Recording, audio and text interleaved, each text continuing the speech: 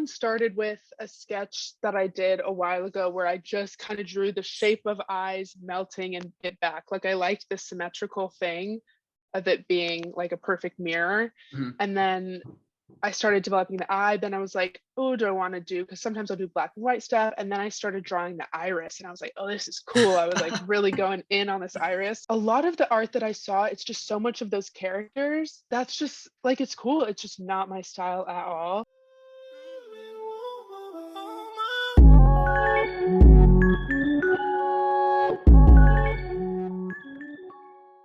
I left timestamps below in the description. We did her come up, we did NFTs, and then we went to spirituality and psychedelics. Quick preface before you watch this podcast.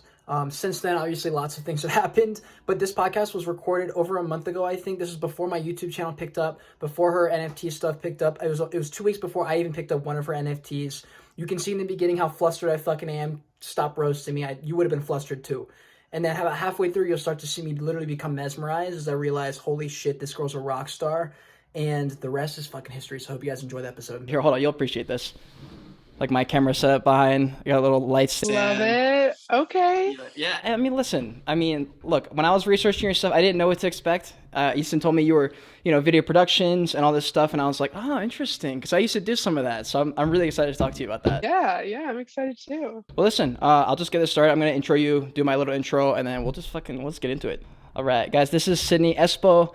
Me and Easton Easton contacted me with her, and I found out some of the stuff around. Like he'll send me people, and then I'll kind of like whittle through like who's who, and like if I want to talk to them, because like sometimes if there's just like he's like, hey, like they like this stuff, they like this stuff. I'm like, okay, well I can't do much with that. But when I saw you were video production, you're into spirituality stuff, you're doing NFT stuff, I was like, yo, it's like a trifecta.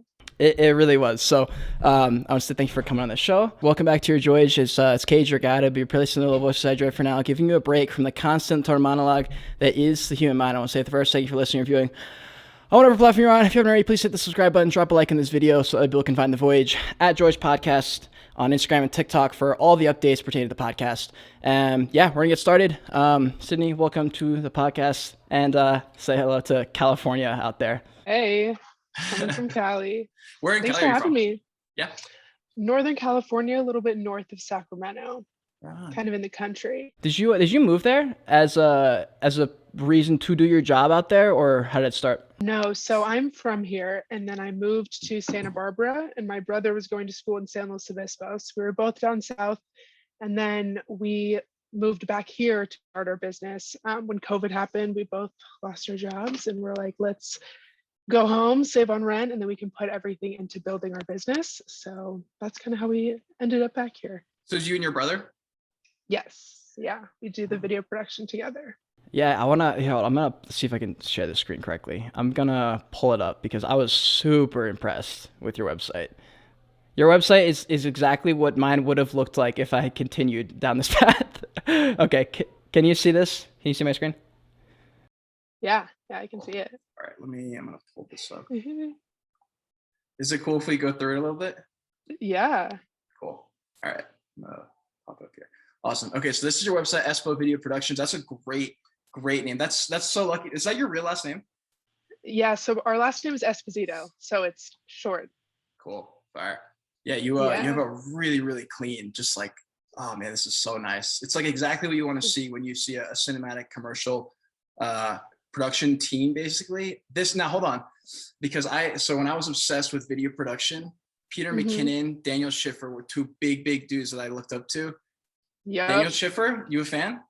Oh yeah, that's exactly who who inspired us to start too, for sure. It's amazing. When did you start doing this video stuff? So it's funny, when I watched your YouTube video of where you're at, your update video, it was really funny because we have such a similar path. Yeah.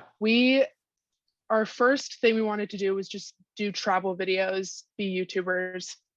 So we did that. We wanted to travel, and then COVID kind of halted all of our travels. Yeah. So we were just, do you know Full-Time Filmmaker? Have you heard of that? I have bought their course and done it completely. Yeah. Okay, so when we were traveling, we were in the Dominican Republic, and we found that course and we got it, and it made us super excited to do filmmaking. And then it was COVID though, and we couldn't travel, everything was closed. So we decided to go down the product video route because we could build a studio at home and do it all, indoors during lockdown. So we just kind of went all in the product videos, and we started actually making money from it. We were getting, gigs, we were learning a lot. So we kind of just kept going with that. How did you nail those first couple clients? Because that was something I struggled with in the beginning. So we did full-time filmmaker, and then we took another course that was specifically for product videos by Austin Paul. And he just taught so well of how to basically, like, you kind of assign your own value. So we went in trying to not look like beginners in any way. And that's kind of just how we did it. I think we looked pretty professional right off the bat, just because we had all those great teachings from Full-Time Filmmaker and Austin Paul's course. We were able to just hit the ground running because they taught us so much, and we learned. I mean, it was lockdown, so that's all we did was just film and learn all day, every day. And yeah, it was actually the first gig we got was Austin Paul did a shout out on his Instagram. He was like, send me your latest stuff. If I like it, I'll give you a shout out. So we sent him the video we did for Bloom Farms. It was one of our first ones with the smoke and the lights. And he put it on his story. He liked it, and someone found us from that story and just hit us up. They were a brownie company from Texas, randomly enough. They were called Big Ass Brownies. They were just these huge brownies, and he was our first like real client. He paid us like well for our first gig. We were so excited. I think we killed it, and he liked it, and it was kind of off running from there. Man, that is awesome. Oh man, that's so cool. I I have a YouTube like little series I created like a long time. It didn't like follow through, but it was like Road to Professional Filmmaking or something like that, where I basically on camera would show how I was trying to get clients, and I was just like DMing like random restaurants, bars, literally zero. And so that killed it a little bit for me, but I ended up just like making videos for like I had a couple of like friends who had businesses. I just like worked around there. But do you have any tips for people who are like just getting started, how to get in besides like a shout out? Yes, I would say the free to fee method. Have you heard of that? What's it called? That free to fee. Mm-mm. So basically, when you're starting out, when you're building your portfolio, you have nothing to show to yourself, right? You can't just like walk up to a company and be like, I promise we're good. So we would make videos for companies just for free for our own portfolio. So we did one for this cannabis company called Bloom Farms. We made this video just for free, and we just sent it to them and said like, hey, we love your product. We made this. And it just so happened to be like perfect circumstances where they had hired someone to make videos for them, and they had received those videos that same day that we sent them ours, and they liked ours way better than that other person. So they hired us to do their next like 7 videos, and we just showed them our value right off the bat. We showed them, this is what we do, this is what we can do for you, and they were like, Talk to me about the like transactions. Like, did you talk over email? Like, how did you even connect and talk about it and actually hold your stance? Because I know a lot of people talk about, they're like, oh, well, we charge like $800 for a video, and they're like, oh, we were thinking like 50. So that's definitely a big thing starting out. Always we would start with email, and then I say getting on the phone as quickly as possible is just so much better. You can nail down so many things in such a short amount of time than playing tag team with emails. But that's a huge thing. We've learned to talk about budget right off the bat, because just like any business deal, like you want to help each other out. If you can't provide them what they need at their budget, and they can't give you the budget you're looking for, like you're not meant to work together. So it's good to kind of, just establish that right off the bat, ask them what their budget is, what kind of money are they thinking of spending, and then you can work from there if that's something you can work with or not, or stuff like that. No, I actually, so we'll go back to that page. I was doing a little deep dive. We'll if you're cool with it, I want to like pull up some of your videos too, because later in the video, maybe soon, I was gonna pull up a couple of my videos that I made, and I'll have you pick them apart from a brand perspective, because I like when I made them. Oh my gosh, let's do it. The reason I couldn't stay with like what you were doing, that was like the goal for a while. And then I was doing it, and I was like, man, I'm not that great at, like, I don't have a business IQ. Everything I know business is learned. I don't have any natural like IQ. So I was sitting there and I was like, man, this is such a good video. And then I had a couple of guys like, yo, but it's a good like visual video, but you suck at branding. You're not very good at like marketing, I guess. And so now that I watched like all your videos on your website. So I watched all these. Just hold on. Let's which one do you want to watch? Yeah. I mean, pick your one. I like the first one, the Casamigos one we just recently did. Yeah. Oh, is this the one where it's like tequila? Yeah. It was cool. We love doing stuff with smoke. We've had a lot of cannabis brands, so a lot of our stuff with smoke. So cool. Casamigos Joven Mezcal is handcrafted in Oaxaca, Mexico by a fourth-generation family of mezcaleros. 100% Espadilla agave, shaped stones of delicate smoke. Using a unique process, no two bottles will ever be the same. Built to craft excellence. That video, you nailed it. You got all like the close-up shots, you got some far-out shots, some action. You got like the marketing, like the talking part. Oh my gosh, so good, so good. Okay. So that's something that's been so fun. Hiring a voice actor, it's so fun. Like you don't realize how important and how just pros they can just do stuff better. You don't even know until you start working with them, and then you're like, oh my god, it's really fun. My friend, he told me about that. His name's Jonathan. Shout out Jonathan. He was like, yo, you need to have voice in it. He's like, just talk about a couple of the things. He's like, you just want to mention it. It's just like good marketing. And I never got it. I never ended up doing it. So we'll pull up my 2 videos. This is from a long time. This is like over a year ago. Okay, so don't judge me. I don't know I hope you can hear it. Can you hear this side? Hold on.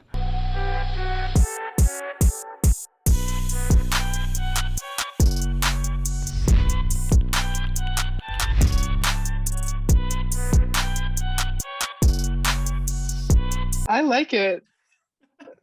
The music is cool. I like it, that style, the like quick transitions and stuff. Very Daniel Schiffer.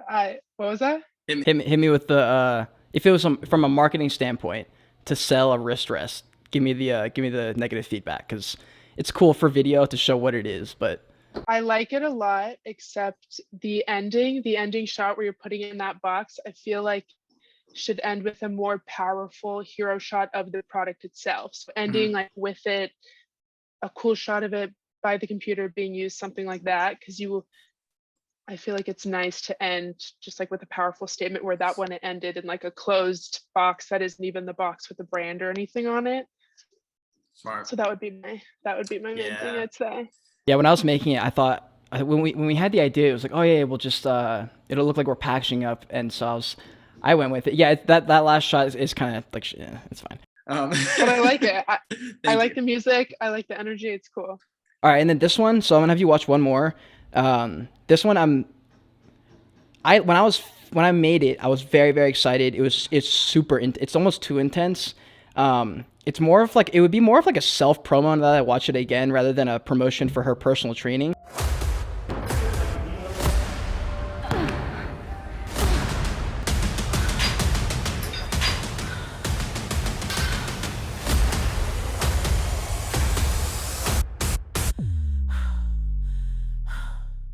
I like it. I like the energy. I think it's fun. I think it's intense. I think workout videos like that, I think it's fun to make them overly, super dramatic, super intense, because it's just a testament of you can make things look so cool. When I've shot a workout video like that in the gym, when you're filming it, it is not like that. But the way you can make things, sound, the energy, the intensity, I think it's really cool. I like that when you killed that one. Thank you. The sound design is like my favorite thing ever. And then we also had the spray sweat. We had like some weird glycerin thing. Oh, so much fun. That was so fun to shoot. Yeah, that's awesome. What was that? Sorry. Go ahead. No, just the little things like that, like fake sweat, those little things make the biggest difference. Like that's something we've learned stepping up our game. Those little things, the attention to detail, can make something look much more professional. Yeah, so, 100%. Good for you.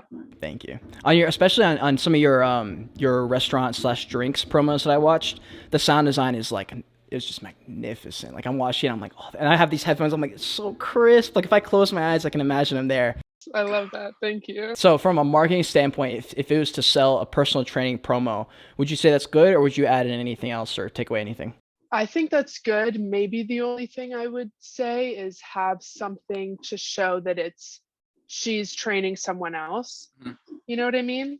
Like even something at the end where you see both of them, like it's the one person doing all the heavy work, and then at the end you see some shot of them, you know, interacting in some way, working together to show that it's like a, you know, a team thing. Yeah. And she's training someone. But I like it. I like the intensity a lot. Yeah, she was like an Instagram, like famous Instagram person in my area. So I reached out to her and I was like, yeah, we'll do like, it was a photo shoot and we ended up transitioning to a video at the very end. But yeah, it's cool because I literally shot that in like 10 shots total. We had like 10 minutes and I was like, okay, do this, and this. And I just like stitched it all together really quick. So. Oh, that came out awesome for that. Thank you. It takes us so many tries to get shots. Sometimes it's ridiculous. So hearing that is incredible. So I want to definitely talk about like your actual, what's it called, like procedure when all that starts. But I also want to ask, how did you get into video? Was video like something you were always interested in, or it just started a year ago with quarantine, or how'd you get into it? It honestly just started. So my brother gets credit for that. Well, originally we didn't necessarily wanted to do travel videos. We watched, you know, like Cold's videos, stuff like that. And we were like, well, we want to travel and that looks cool. It'll be a cool thing to do both of. And then when we were traveling, we realized we didn't like vlogging. That just was not our style. I know you said that. I was like, yeah. But we liked doing more cinematic vlogs, and we liked the part where we weren't actually vlogging, like actually just filming where we were, what we were doing, like the beautiful stuff. And yeah, so we kind of just wanted to go with that. Our goal was we wanted to make videos like that for hotels and travel, like, you know, have a hotel want us to like film their place and stuff like that. But we just couldn't really do that with quarantine and COVID. So that's kind of why we switched to product videos.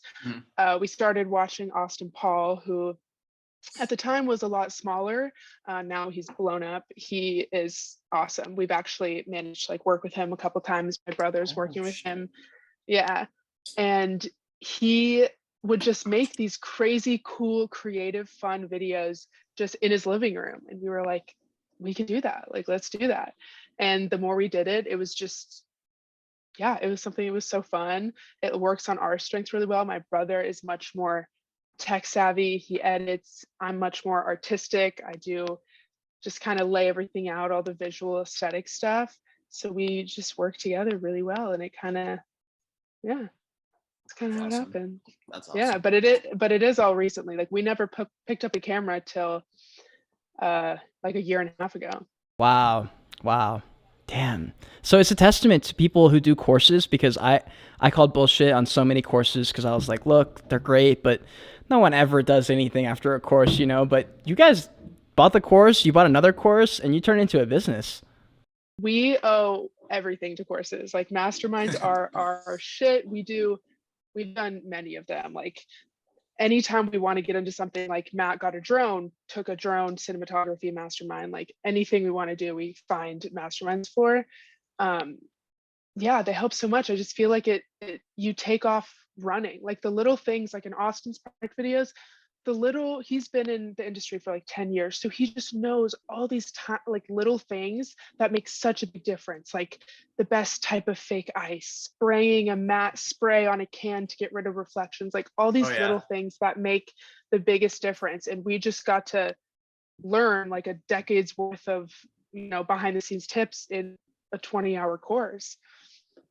Man, was did the quarantine, was that like a big catalyst? I mean, I know you said you were going to do travel, and because of the quarantine you didn't do that, but like for me, when the quarantine hit, I was surfing at a restaurant. Like I was making a ridiculous amount of money, but I remember I was just like, so am I just gonna like surf at a restaurant forever, or like what am I gonna do? And then I think I made like one YouTube video with my phone, and then I was like, this is kind of cool. My roommate had a camera, so I used her camera for a little bit, and then it just, oh my God, you know, like you just grab the camera and you're like, fuck, this is great. This is great. Cause it just gives you a creative out. Like, I don't even know. I was taking pictures of like plants, and I was like, oh, like plant pictures, you know, when you first start.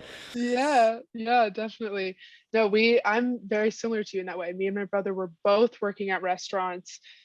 COVID happened, we lost our jobs, and we were just like, what do we do now? Yeah. And so my brother came to me he's like, let's start a YouTube channel. Like, I think this could be really fun. So yeah. I tried to find your YouTube channel on your link tree, but it took me to some like no page. It took me to like a no page. So I would have loved to watch. Yeah, I think I found them the other day somehow, but when I tried to find it today to pull it up, I couldn't find it for some reason. But well, I will fix my link tree and I'll send it to you. It made me laugh in your video. You said something where you're like, this is it. And then you're like, just kidding. I change my life plan every 4 months, or I make a new life plan every 4 months. That is exactly what we do. Every 4 months, we want to like change the direction of our YouTube channel, change everything we're doing.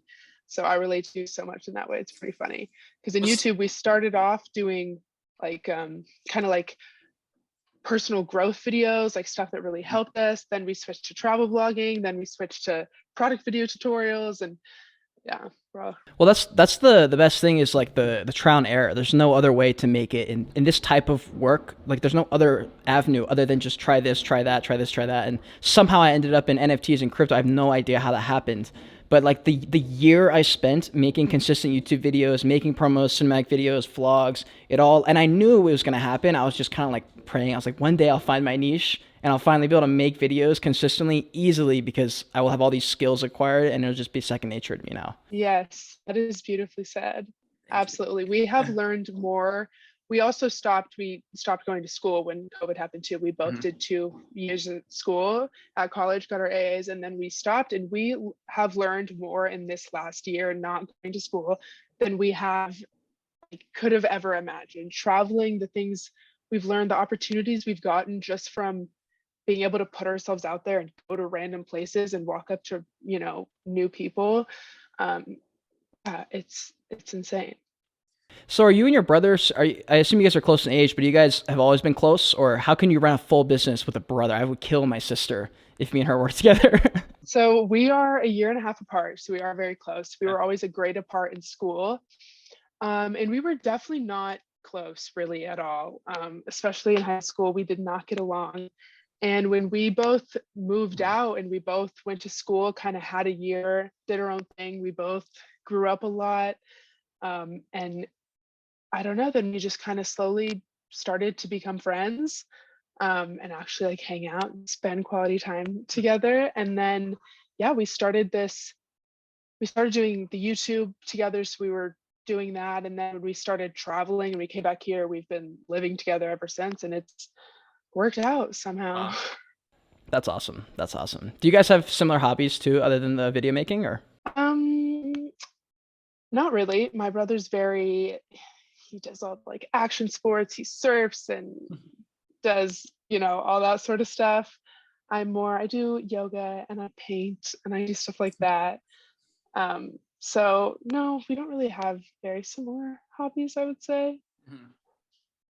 But we both love being outside. Like if he's surfing, I'm just like swimming. And Yeah. That's so cool. Man, to live in California would be cool. Where in Cali are you again? So we're not in a good spot at all. We're like out in the country and it's not too fun here. Nothing happening. It is beautiful, but when I lived in Santa Barbara, that was heaven on earth. The weather, the beach, it was absolutely incredible. Yeah. And then my brother, he loved San Luis Obispo just as much. That's where he learned to surf and fell in love with it. And yeah. Yeah, I went to, so in 2019, me and this guy named Ken, he was the guy who, well, he didn't get me into video. He's a cinematographer, video creator, content creator dude. And so I went to Hawaii with him for like 2 weeks. And I remember that was in 2019. I had not a single lick of intelligence as far as camera. I remember he was like, okay, I have the shot framed. All you have to do is click this button. That's it. You don't have to do anything. And I messed it up every time. And oh my God. Tragic. But we went into LA on the way back just for a few days. We went to like visit Santa Monica. I went to like Zoo Culture, all these places that I'd seen online, and it was really, really weird being in LA, but Santa Monica was cool. I mean, have you been there to like that area? Yeah. What do you think of it? It's okay. I'm not the biggest fan of the LA area just because it's so crowded. There's so many people, and there's places just as pretty, if not way prettier, in California with way less people. So Yeah, LA, I'm not super into. That's why I loved Santa Barbara, because it was much smaller. Mhm. It did have tourism and stuff like that, but you could go to the beach and be the only one on the beach. Like that was very possible. Where in LA, it's not like that. Yeah, it was a little underwhelming. I got there and we were walking into the middle of downtown, and I looked at Kent and I was like, "So are we gonna like get there soon? I thought we were close." He was like, "What do you mean we're here?" And I was like, "That's not the Yeah. real Supreme store, right?" And he was like, "That's the Supreme store." And I was like, "It's like broken. The whole store's like, like, what are you talking about?" He's like, "Yeah, that's the one." And I was just like, "Oh." A lot of people say that about LA. I would say the same thing. I think San Francisco's cool.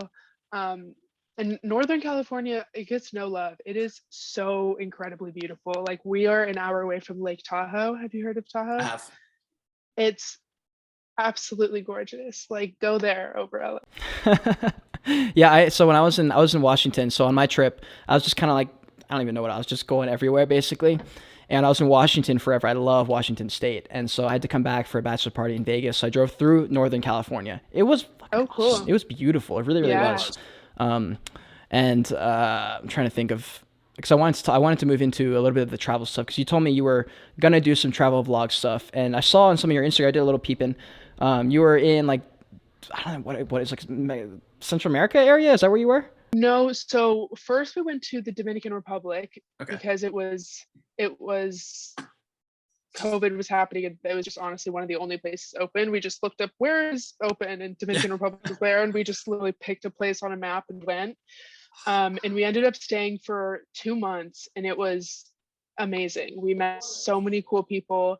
And one of the people we met, he has a study abroad physical therapy program that he would run out of Costa Rica, and students from the States could go there, get their shadowing hours, and work with physical therapy doctors there, as well as, be in a cool country and explore.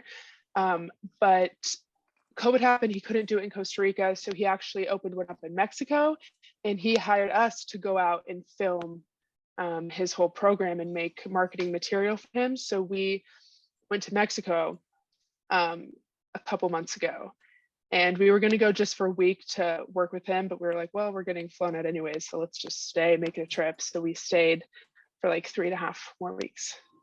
Talk to me about, because I'm gonna understand it because I've traveled too, but I feel like it's sometimes hard to put into words what really happens to you when you travel for an extended period of time, like 2.5 months you mentioned, and I traveled for 6.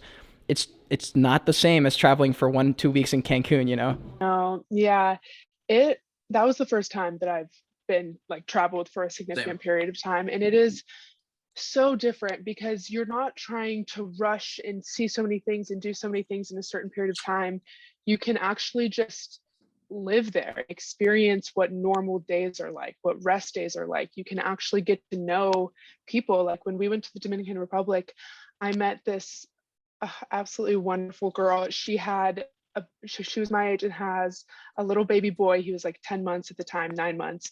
And we became friends with her and her boyfriend, and we spent like every single day with them and like their family and ate meals with them. And I saw their, baby grow up for 2.5 months, and we just really bonded and connected with these people who we would have never met. They were local Dominicans, and you can't get that flying through places quickly, that real authentic experience, like learning about the culture of a place. It's so different, and it's so impactful. It's beautiful. And I remember before I left, people said the classic, like, you're not going to be the same after, like, you're going to grow up so much. And I remember thinking, like, yeah, probably. And like halfway through the trip, I was like, I feel like pretty much the same. I don't think anything's happened. But now when I look back to who I was, like, back living in my parents' house in South Carolina, and going like, man, I can't put my finger on what exactly is different, but something's just totally different, And I'm sure you can say the same before you started like your company, before you basically sent it in life, you just took a chance and went with it. I bet your friends are low key so inspired by that. Like that is so cool, because people aren't really doing that. When you're in the world, you think everyone's doing it because everyone you're looking at is doing it, but in the real world, people aren't doing that. It was really cool traveling and actually meeting other people like that, because everyone we didn't know anyone around us who wanted to drop out of school and start their own business and do something completely different. And of course, everyone in our family was like, no, go to school, that's a bad idea. Like, and it was cool when we went out, when we were in the Dominican Republic, there were so many people that worked there that had their own businesses, worked online, and just went there to hang out and live. And actually talking to them and interacting with them, we were like, oh, we're not crazy. Like, there are so many people doing this, just not in our little town of where we are. And that was really encouraging and cool to see, because we realized, you know, if we don't want the life that all these people back at home have, we don't have to listen to their advice, you know, like if we don't want to like have their job and their lifestyle, like we can do our own thing because we want different things than them. And that just became really clear as we traveled. And it definitely, it changed me. It made me more confident, I guess, in my decision. And yeah, just like paving our own path. Yeah. It's weird because sometimes depending on the path you go down, there's not exactly a blueprint at all sometimes. Oh, and yeah. you're like YouTube? Like, hopefully someone knows, someone's done this before. But it's scary, especially when people ask you certain things about the future, and you're just kind of like, I don't know, I got nothing for you. Just kind of taking it. We talk about that all the time. We come up with a plan, and then in 4 months we completely do something else. I'm like, yeah, we definitely don't have a blueprint. We're just trying so many things. We kind of just go with, like, I don't know what we're passionate about. Like, we recently started getting into crypto.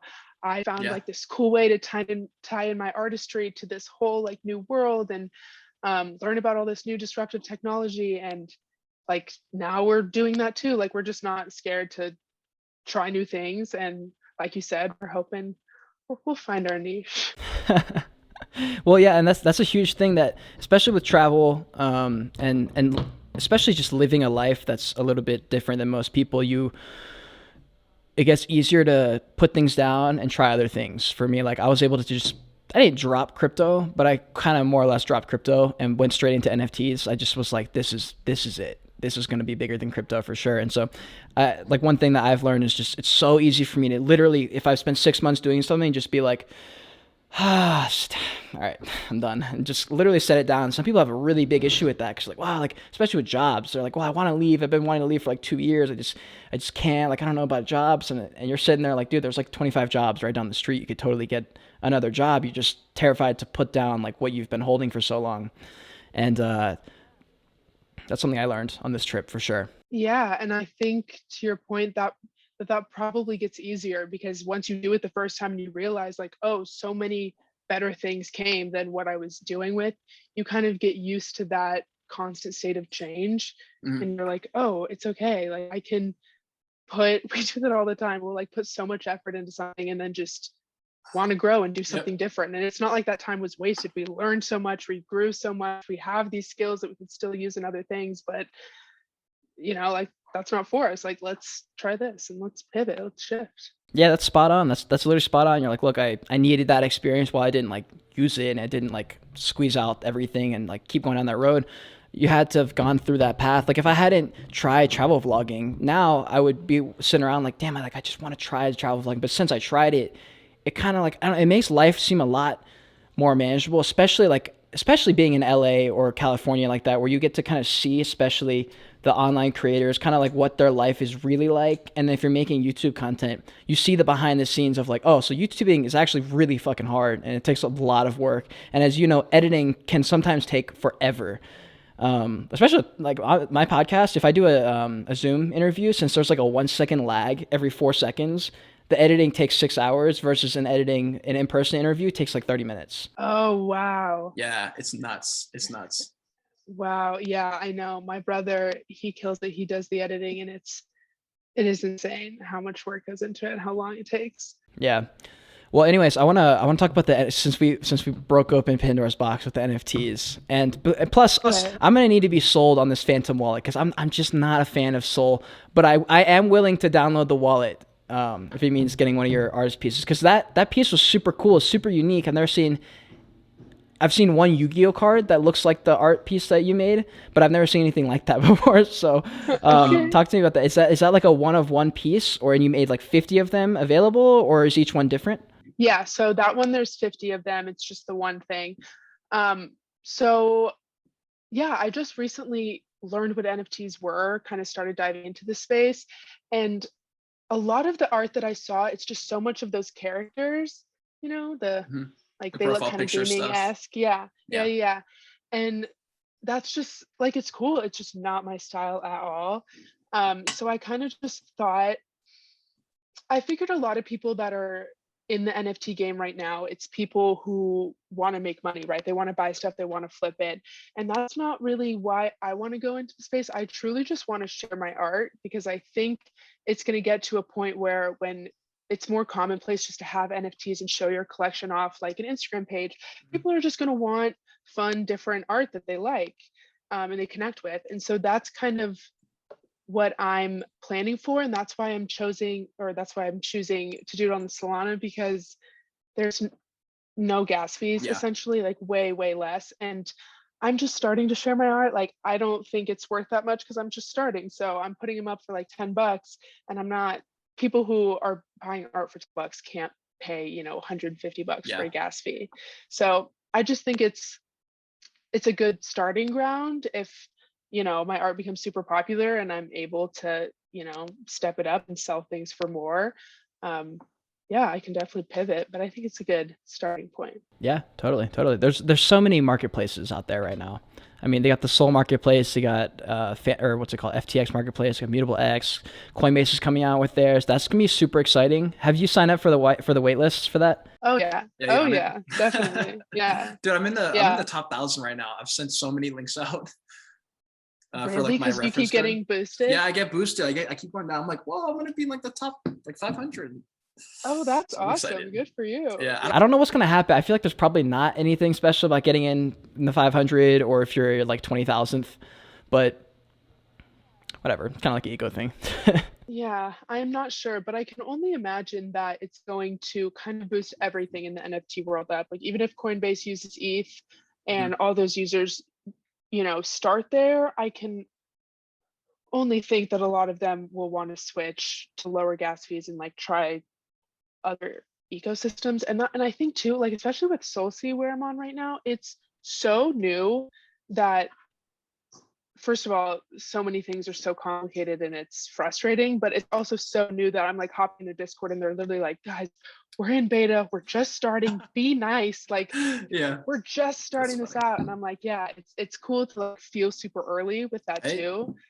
Because I think, if I have a collection on there that's verified, like when an influx of people join, it's like, I'll be there. I feel like I'll yeah. be likely to be seen by a few, which could be cool. I think so. Yeah. No, your art's very different than I've seen. It fits in that category of like, what's the fucking word? It's I can't remember what the word of like that type of art. Yeah, help me out. What's it called? I I don't even know. Everything I draw is so random. It's so different. People ask me that. They're like, "Well, what's like it like?" I'm like, I don't know. Like I draw Where does it come like from? Where does that inspiration come from? um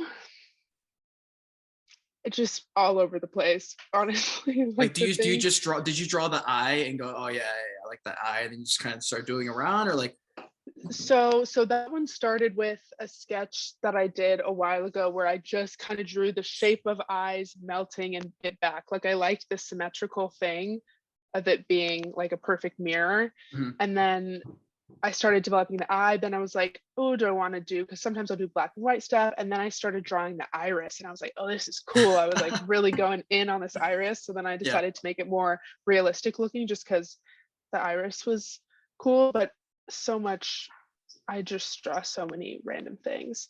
The hold style, on. the For anyone wondering, I'm just gonna show it to my camera so they can see it. This is, oh god, it's so bright. Actually, I'll just pop it up on the screen. But So fucking cool. So cool. I love that thank you. Yeah, piece. my kind of thing that I'm starting with is I don't know. I don't feel like I have a style yet. Like I said, I'm bouncing Yeah. all over the place.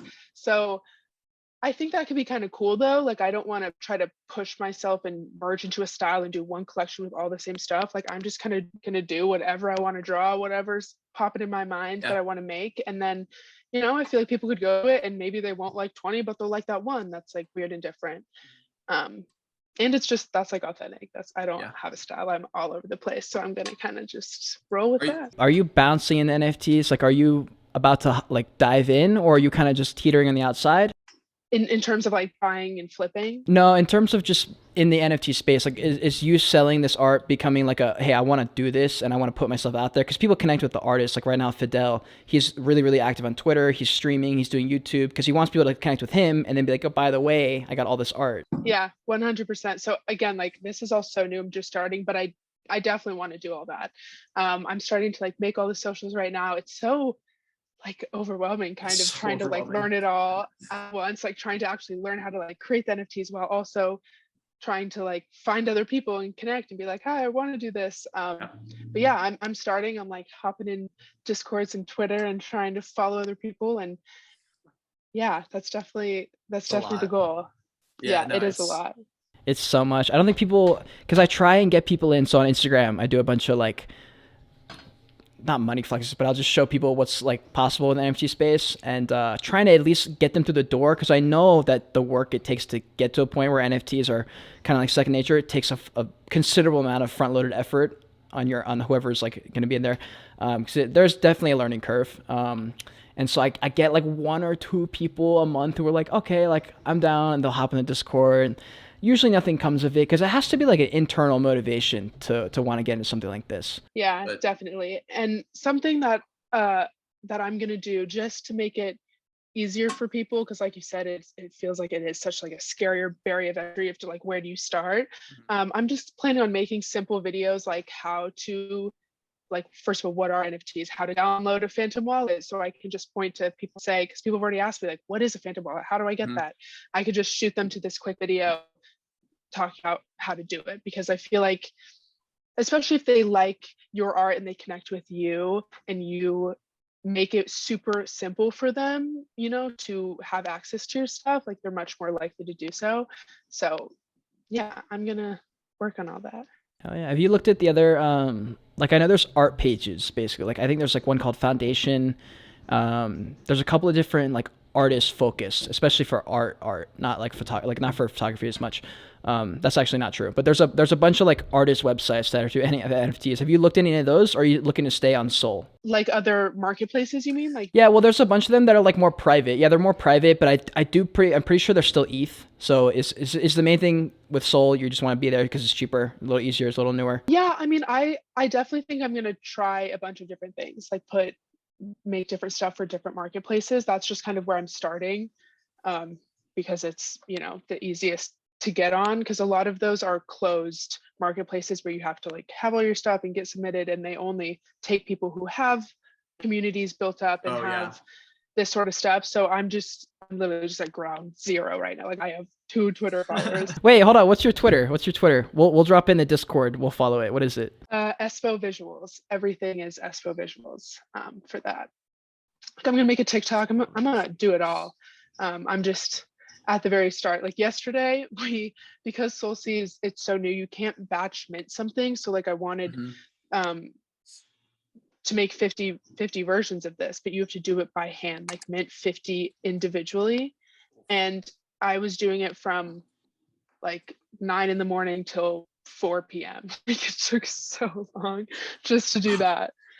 So it's definitely slow. I thought I was going to be able to just like hit the ground moving, but learning curves. It's a very slow process. Yeah. When I put my first collection up, that first one sold out thanks to Fidel, and it was all photography stuff, but I put it on OpenSea and I shilled. Have you heard shilling yet? Yeah. So I shilled for probably 48 hours straight. I remember that night I didn't sleep. All night I was just popping in every single Twitter thread I could find, trying to make it not sound scammy, all the Discords, and then just got lucky like a day later. So let me ask you, what does that look like? Like trying to promote it but not sounding scammy? Like what? Yeah. I would look at anything. Anything that was remotely close to, hey, I want to see art especially art. If it wasn't just NFTs, if it was art, I looked for more of those. And then I would usually just drop a couple different of my favorite shots in it, drop the link, and I would just say like, hey, I'm an NFT photographer doing travel photography. I would have my buzzwords like NFT or travel photography, like 23-year-old, like a college student type of thing, or like I'm not anymore, but I just like use those buzzwords to get people like intrigued a little bit. And then a couple pictures that were just like a little bit, they were, what was it? Like I used like silhouettes, so they were very vague, and so you kind of would want to see what the actual photo looks like. And I just did that, and I just chilled in all these different places. And any photographer, I would go through all their Twitters, all their Twitter threads, and then the responses to each of those threads, and respond to like individual people who were looking for art. And that's what I did, and it just took forever, but it was worth it. I mean, it worked. I mean, it's more tough with the Phantom Wallet just because less people have it, but I mean, that's just, I mean, I think that's how people do it. Fidel, I'll get you in contact with Fidel, and I'll see. I mean, I guess he's more into photography, but it's like this whole space is like purely who you know. Like your network is your net worth. 100. I mean, you probably understand that in your business too. But NFTs, dude, like you literally have to know the right people. It's tough. How did you get into NFTs again? I think you had told me it was maybe your brother, but I can't remember. Yeah, it was mostly my brother. I mean, I knew what they were, but like I said, I never saw any type of art that I did. It was always just, those like, a lot of it is the generated ones where they make like 10,000 just generated ones. And I was like, okay, there's no space for me there. And my brother just kind of brought up the point where he was like, well, you could just be different. Like you could just do your art and just make that. Like, no, it's not like everyone else's, but like that could be cool. And I was like, oh, like, yeah, maybe. And then, yeah, he kind of just brought it up more. I started looking into it, and then I found a couple artists just, yeah, doing like more like real art type of stuff. And I was like, oh, like that could be fun. That could be a cool way to share. Well, listen, that shot, it reminded me of two things. It reminded me one of a Yu-Gi-Oh card that I can't remember, that it's like Shadow of Eyes or something. It was a cool shot. And then also it reminded me a little bit of like a third eye of sorts, because it was like in the middle. And so I was interested because I know Easton, he filled me in a little bit. He was like, yeah, she's a little bit into spirituality stuff too. You do yoga. When did that like spiritual journey thing start? I know people hate those words, but no, I don't hate that word at all. That started, when did that start? Probably a year ago now. A little less than a year ago. Actually, maybe a little more than a year ago. I don't know. But basically, I found a book. Someone left a book in my house called The Untethered Soul by Michael Singer. Have you heard of it? I haven't read it, no, but I know a lot of people who told me I need to read it. I'm just lazy. I haven't. Yeah. So that book, it was literally just one of those perfect things. It was just in my house. I don't even know where it came from. And I read it, and it changed my life, like truly changed my life. It taught me, it was the first book that really, it hit me where I could change the way I think. And I was always kind of, my head was always naturally negative. I would always kind of naturally just like fall into these really negative spaces. And I just thought like, oh, that's who I am, and I truly didn't understand that I could change the way I think. Like I could make my head, my internal monologue, like a beautiful supportive place. I just had to establish new habits and actually put in the work and go dive inward, which was, it's like the scariest, hardest thing to do, but I really committed to, kind of taking that on like a year ago, and it's been the most rewarding journey, as you said. Yeah. Was there anything going on at that point where reading that book hit you more than it maybe would have in another point in your life? Definitely. Yeah. I've been struggling with mental health my whole life. I started going to therapy when I was in like 6th grade, like really young. I was really just sad. And it was only in this past year that I kind of just kept hitting rock bottom, and I would have these really manic states of just like deep depression. And it kind of was brought to my attention. My family was like, we think you might be bipolar, like you should see some help. And so I did, and I got some help, and I started going on medications. I started to actually just like learn about the way my brain works. And that mixed with starting the spiritual journey, actually like connecting to things around me, starting meditation, like all of it combined was just this big like vortex of change and kind of growth. And yeah. Yeah, this is like my bread and butter. I love talking about this stuff. I've had like multiple full podcasts talking about just the whole spirituality like realm. Easton was one of those people, like 3 or 4 people that he actually got me in contact with. So that must be like one of the things that we all kind of connect on low key. But I totally understand that that just whole topic comes. I mean, my sister struggled with depression and we're not sure about bipolar. We think so. So she's doing like therapy and all that stuff. So I've kind of grown up the past few years, like hearing about it, talking to her like every day about it. I struggle with just mental health, anxiety, just self-doubt, all the things that we kind of all grew up with in the beginning. And then it kind of took a thing of its own. It was like legitimate anxiety for a while, and that was terrible. So I get all that. And it's so hard because I've talked to people who don't experience mental health negatives in any way, shape, or form. They're like, no, I don't really think about anything. I don't overthink. I don't do this. I'm just like, how? Like, how are you not? I don't know. I don't even know what to think about that. I'm like, so you don't overthink anything and you don't stress. You just kind of You just kind of take everything as it goes and you're cool. And they're like, yeah. I'm just like, how? I know, it's funny you say that. Because I kind of feel that way about my brother. We are so different in this regard. I feel like I have struggled with mental health so much.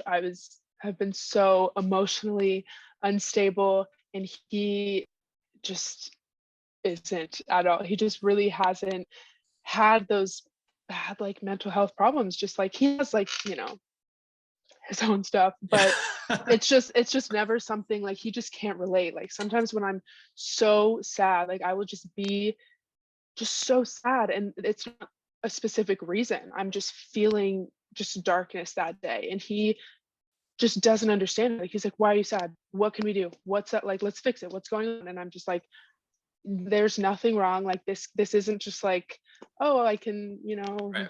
eat this cookie and I'll be good. Like I have to feel this. I have to like sit with what's going on inside of me, and I just have to feel it. And that could look like me just sitting on the ground crying for a while. And he just can't understand that because he can't relate to it. Yeah. And yeah, it's crazy how different people can be in that regards. And it's so easy. I mean, for a while I was so envious and jealous of that. I was like, why did I get all the crazy? Like, why did I get all this? And how are you just like, all fine? But yeah, I think it's taught me so much, and I feel like it's definitely made me strong. So Yeah, totally. I mean, anyone who faces that shit head on, you deserve all the props in the world, because it's way harder once you start than it is when you're like, you know what, I'm gonna do this, and then you get in, you're like, oh fuck, this is a long process. Some people it never ends. I remember at Loggerheads, the restaurant I worked at before, I was folding silverware at the end of the shift, feeling bad about myself, I didn't have a great day, and I'm sitting there thinking about all these things in my head while I'm rolling silverware. And then Bob walks up and he's like, hey man. And I was like, hey. And we just started talking, immediately just started talking about sports or something. And then he got up and left to go do something. And I just he left and walked away, and I just sat there, looked at him, and I was like, I just had this whole thing going on in my head, and he had no idea. He just walked up and we started talking about sports. How often is that happening? And I don't even know if I can buy it that other people don't. Because I'm like, are you sure? Or are you just not aware maybe that you're thinking of these things? And I have no idea because I can't see inside their head. But I'm curious what your thoughts are on people who, like your brother, who doesn't seem to stress about any of that kind of stuff. I think a lot of it comes down to awareness. And I think there is a big group of people who just aren't aware. When they feel things come up or they feel things wrong, like it might come out in other aspects of their life and they don't even quite realize it. They might, kind of explode and lose their temper at someone, and then just kind of go on with it and not realize like, oh, that was something you were feeling that you just weren't dealing with, because they're not quite in tune.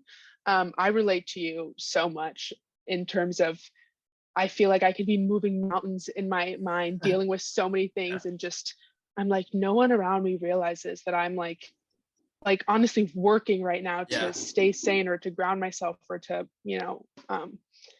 whatever. But one of the biggest things, like you were saying, kind of facing that head on, when I read that book, it just taught you, it kind of made you realize, like, why wait? Like, when something comes up, no matter what it is, like, why not deal with it right then and there? Because then it's only going to get worse. It's going to get shoved farther down and come out in other ways.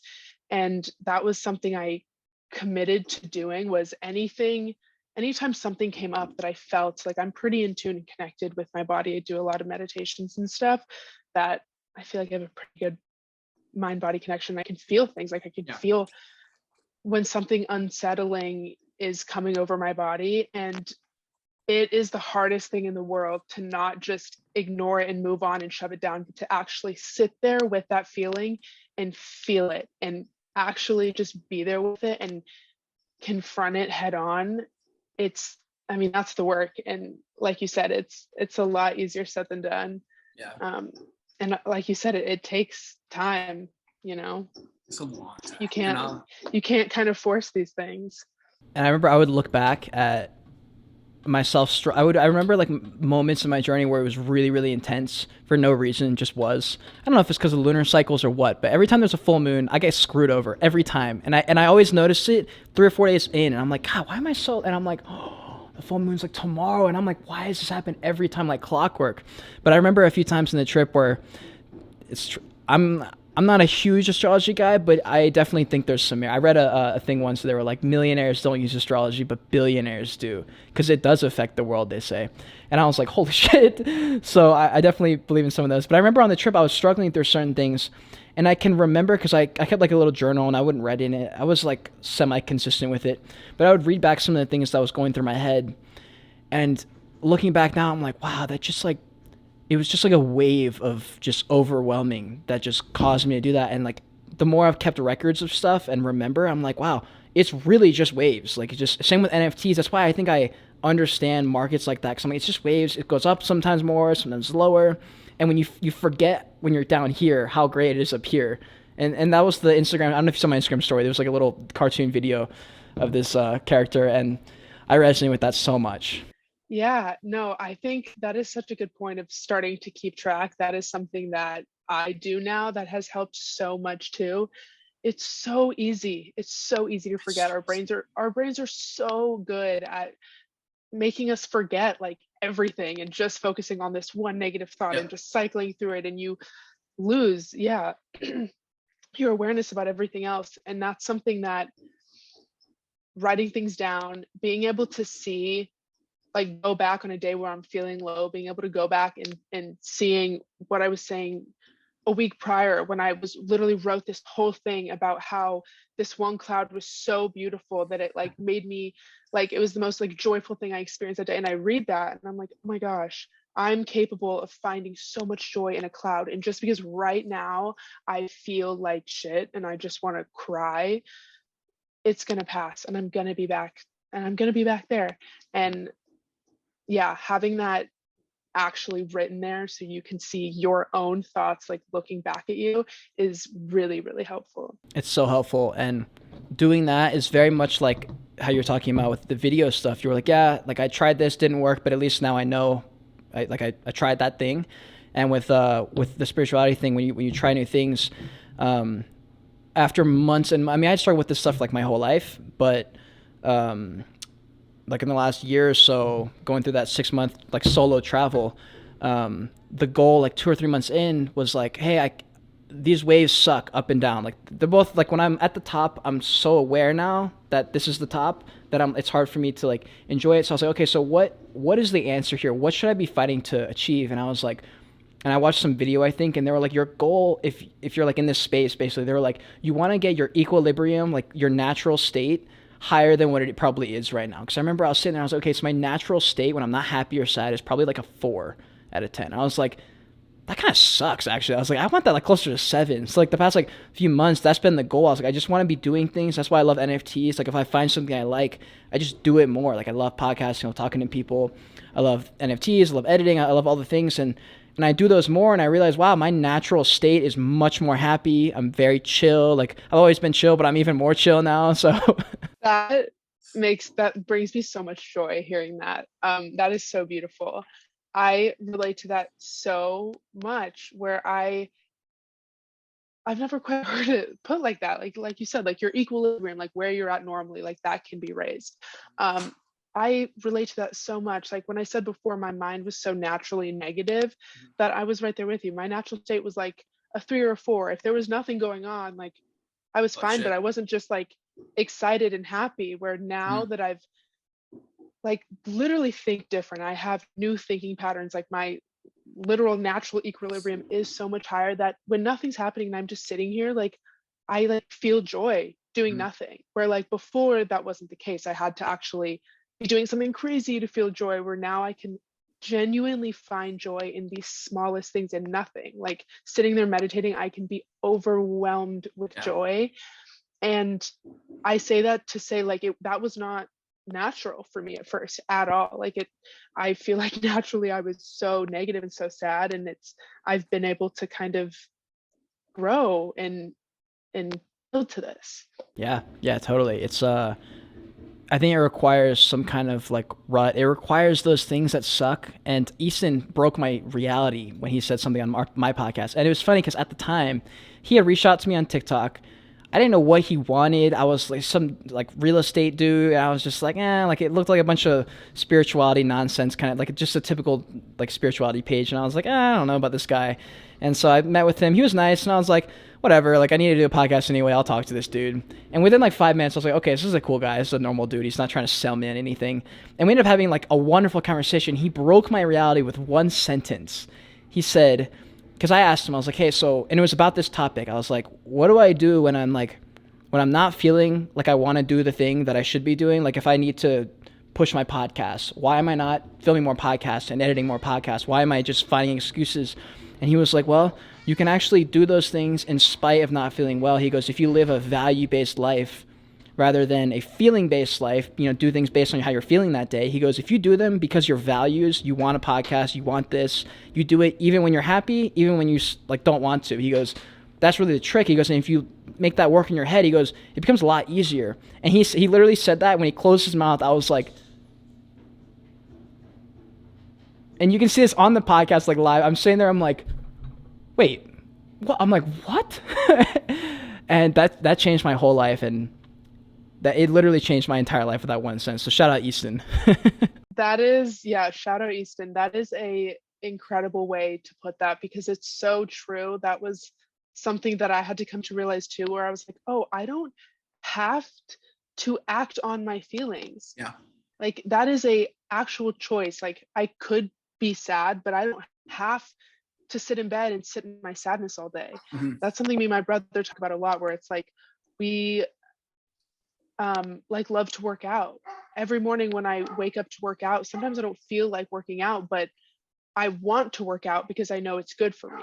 And I don't act on my feelings. I act on what, like you said, like what you value. I value being healthy, feeling good. So I'm going to work out even if I don't feel like it, because I value it and I know it's good for me. Totally. That's a beautiful way to put that. Easton changed my whole life with that. And another thing that I noticed, I'm sure you've noticed this too since you started, because like the more you know, the more you realize the rabbit hole gets deeper and deeper in this whole thing, And I remember, I would always I've always been hard on myself. I feel like a lot of people can relate to that. You're just always hard on yourself. You're your own worst enemy a lot of times. And I would always be like, okay, I want to do this. And you know how we're just like, oh, I want to do this, I want to do that. And like we're all over the place. So within a week, I'm like, okay, why am I not a master at this already? And I get frustrated. I'm like, why am I not hitting the gym 7 days a week and doing this? And like, why am I not editing a video every day? And on this trip, it took like 5 months. But eventually I was like, yo, I can be a little bit more patient. Just a little bit more patient. Like it just takes a little bit of time to nail transitions. Like I'm doing NFTs exclusively now. It's like everything now. So I'm like, oh man, I'm not going to the gym that much. But it's like, okay, well, like, give myself a few weeks, let me like integrate it and make this work in a routine that works. Cause like right now I'm like gym once a week if I can. And I'm like, God damn it, like I want to go to the gym. I just like can't, I don't have time right now. And it's just because I'm like so new to this new schedule I have that at some point I will fit the gym in because it's important to me. And I mean, that's so normal. That it's okay for things to ebb and flow. Like I relate to that where I get so ingrained into a routine, and then when things have to change, I feel like I'm, I'm like ruining things. Like I relate to you in the sense that I was going to yoga every single night and it was making me feel so good and I was like on top of it. And then things change and now I want to use that time to draw and do all these other, like I'm still working, still doing videos. So that hasn't changed, but now I want to do this NFT thing too. So I need to take that time from somewhere. And it's okay to like shift. And I know that right now, since I'm super excited into like starting these NFTs, I'm not going to yoga at all. I haven't gone in a month. Yeah. I'm just like focusing on this, and like, yeah, that's extreme one way, but I know with time, like I'll balance out and then I'll start, like, I'll find that. And it's okay to, have periods where you're not on your shit doing, like, you can't do everything. Yeah.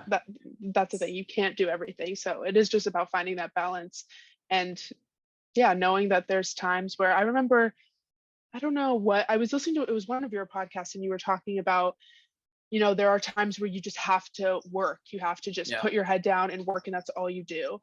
And of course, that's not like a great way to live, or if you're just working all the time, but there are periods where that's what you need to do. And then there's periods maybe where you can reap the benefits of everything you did and you can just chill.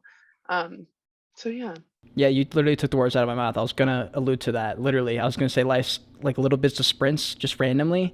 And, people I think that's been demonized in the past couple of years with like you're either toxic hustle or you're like a hippie, and there's like no in between. And like the hippies are like, you shouldn't be working hard. Like, why would you work hard when you can exist? And these people are like, well, you can work really hard and then you can exist.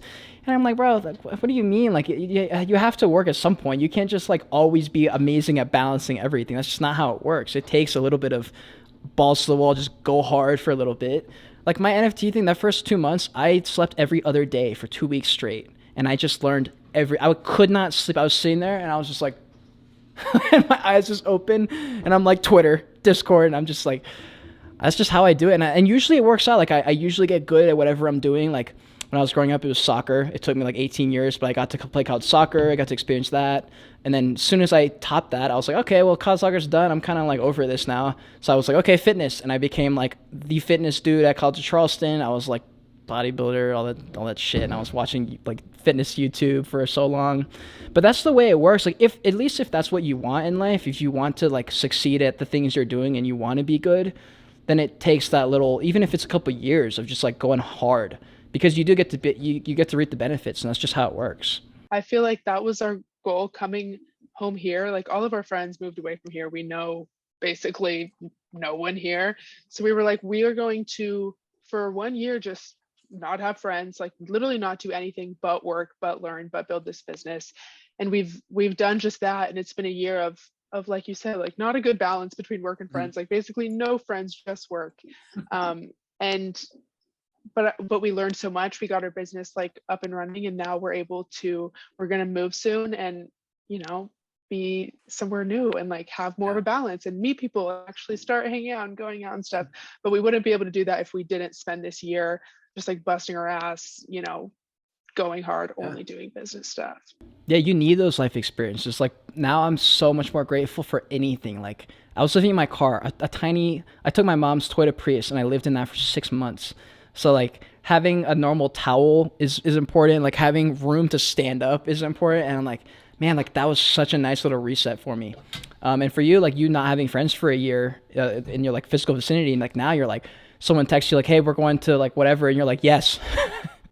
Yeah, that's true with traveling too. About it really makes you fall in love with the little things again. When you're living so outside of your comfort zone, and then you come back to these things that you took for granted for so long, like a clean towel, like you said, yeah, that's an incredible experience, which I think is another reason why traveling is so special. Just completely getting outside of your comfort zone and then coming back, you see everything through new eyes. It's so different. It's so painfully different. It makes me like uncomfortable how different it is actually. Sometimes I'm like, wait, what? It's just, I don't know. It's hard. It's sometimes hard. Like once you've taken a couple steps, like I'm sure for you started a whole ass business like that. Let's be honest. That's 1% of the population right there. You're already in a 1% percentile. My friend Devin, he started a company called it was that wrist rest thing that's doing amazing right now. And he quit his job because of that. So he's doing incredible there. But that little like step, it changes you. Like from that moment, you step into that new version. Even with old friends, you kind of look a little different. Everything you view is just through a different lens. I'm curious if you cared. I mean, I don't know if you want to like dox yourself like that, about how you've kind of looked at maybe friends or experiences or things you used to look at in a different way versus how you look at them now. I would say I feel like I grew up in such a bubble. I was so isolated. I'm out in like a small country town. It's very white. It's very like there's money. And just that's obviously everything me and my friends knew, like everyone that was from here, and traveling and just getting to experience things completely different from where I am. It's just made me like my priorities, what I see as like a problem or an issue is just so different now that like when we were in the Dominican Republic for 2.5 months, we didn't have hot water. We just experienced life completely differently. And coming back, like hearing friends or people complain about just the most superficial things, like it's just a lot of stuff like that I just couldn't really relate to anymore because I have such a bigger perspective that I got when I traveled that I can't get like mad about those little things as much. I don't, yeah, like drama, just all the like the superficial stuff. I really don't connect to or relate to anymore. I feel like that's the biggest change. And also the little spiritual awakening, or whatever you want to call it. For me, I've always thought, because it falls in a similar category with when people take like psychedelics, they'll be like woke after kind of thing. And I've always thought, same with money. I'm like, it just brings out who you were gonna be, and it just exaggerates it early. And so with spirituality, like some people, like I'm sure the little things probably bothered you, but you probably were sitting there still going like, oh, like, are you really that mad about that? Like I've always been like that. But now it's even more so. Like when someone pulls out in front of me in the car, like immediately, like for 1 second, I'm like, really? But then I like laugh. I don't know. It's just like funny to me. Like whenever something really stupid happens, for the most part, especially if I'm with other people, I just can't, it's so hard to take it seriously. Cause it's kind of funny watching people's reactions to stuff. They get so like angry about something and I just can't take it seriously. I relate to that a lot. Yeah. I relate to like the spiritual awakening psychedelic thing too. In terms of like something that was always in you. I remember before I took psychedelics for the first time, like I said, I was struggling so much with mental health and I was just so depressed and sad. And the first time I ever experienced that, it completely changed my life in the sense of that it was the first time that I truly felt like I was connected to something bigger than myself. Like I truly, up until that point, I couldn't understand and actually feel why I was meant to be here, why I mattered. And that changed me forever. And that was probably always in me. I just couldn't like reach it. I really couldn't reach it yet. Like I knew like logically I'm here for a reason, or why would I be here? But I couldn't understand and truly like harness and feel it. Until that experience. And so that also. Do we want to open that can? Do you have time? Do you want to open that can of worms with psychedelics? Sure. Yeah. Let's do it. Yeah, I would love to. Psychedelics is something that's super cool to talk about just because it's risque. So when I meet someone who's open to talk about it, I'm always like, all right, cool. I mean, sure, we might as well, Talk to me about it. How old were you? Like all the things. So I was 18 years old. It was my first year in college. And I will say that that first experience I took mushrooms fully, had no idea what they were about, didn't know how much to take, just like randomly took them one night with a friend of mine. And I had just like literally like a spiritual journey in that night. Like I truly felt like I was changed forever. And because of that, I was like, what are these like magical things? And I went and I learned and researched so much about psychedelics, about microdosing, about all the research that's been done. I read books. I just like went so hard researching it because it literally like changed my life. And I was like, something this powerful, like there's got to be something to it. And so, yeah, I read a lot of books. I've read all the studies, everything they've done with it. And